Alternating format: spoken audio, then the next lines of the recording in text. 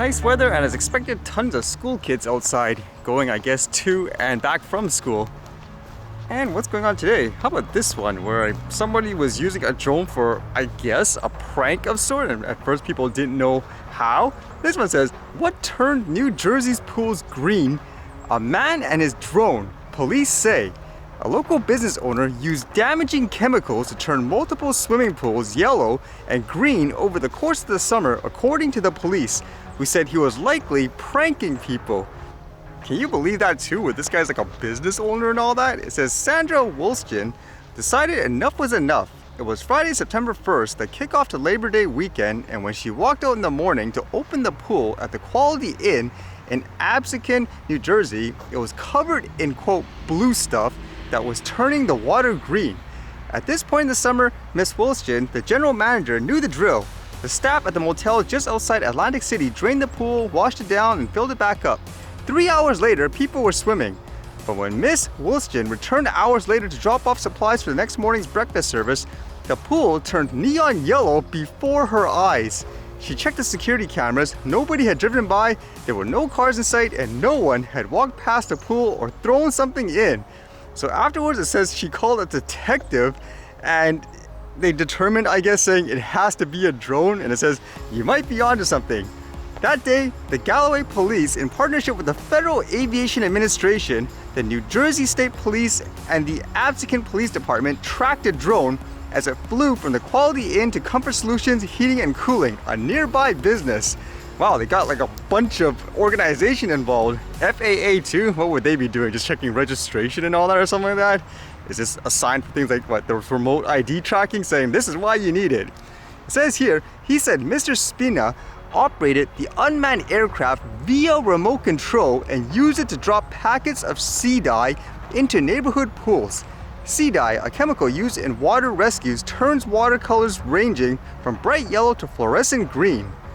And afterwards, I guess they arrested the person.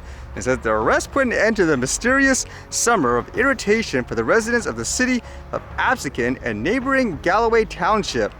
So as stated, it happened in multiple locations, and when they tried to find out the motive, apparently they just kind of concluded the person was trying to, quote, I guess, prank people. Why would you do that? Plus, again, you're a business owner. Isn't that kind of suicide within the area? I don't know, way too much time on your hands, or just some kind of, quote, business plan where you create a problem, for example, you mess up like the color of the pool or something like that, and then you're afterwards like, hey, I got a solution to sell you. I don't know, that's just really weird. What would you think?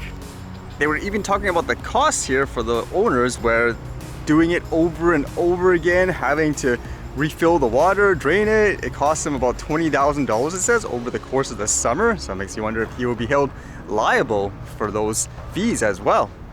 And since they mentioned things like the FAA and all that, it makes me wonder, did this guy actually follow all the quote procedures, get his drone registered and all that? Because I highly doubt people like these follow the law per se. And with that in mind, it just continues, it seems like, in terms of the news of people using drone in a bad way. This was kind of interesting as it relates, I guess, to the war between Russia and Ukraine again, but there's kind of images of the aftermath. It says satellite images reveal aftermath of drone strike on Russian airfield.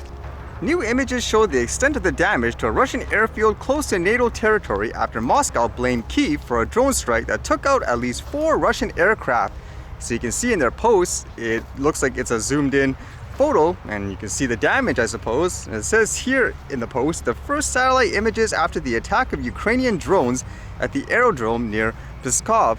Planet Labs images show that at least 2 Tu-76 aircraft were damaged on the night of August 29th to 30th. After analysis of satellite images, aircraft damage was confirmed by aviation expert Anatoly Krapshinsky, to whom Shem journalists addressed for a comment. And it says, in the satellite images, we see that the surface near the wing is damaged. Most likely, drones tried to get into the fuel tanks that are in that part of the plane.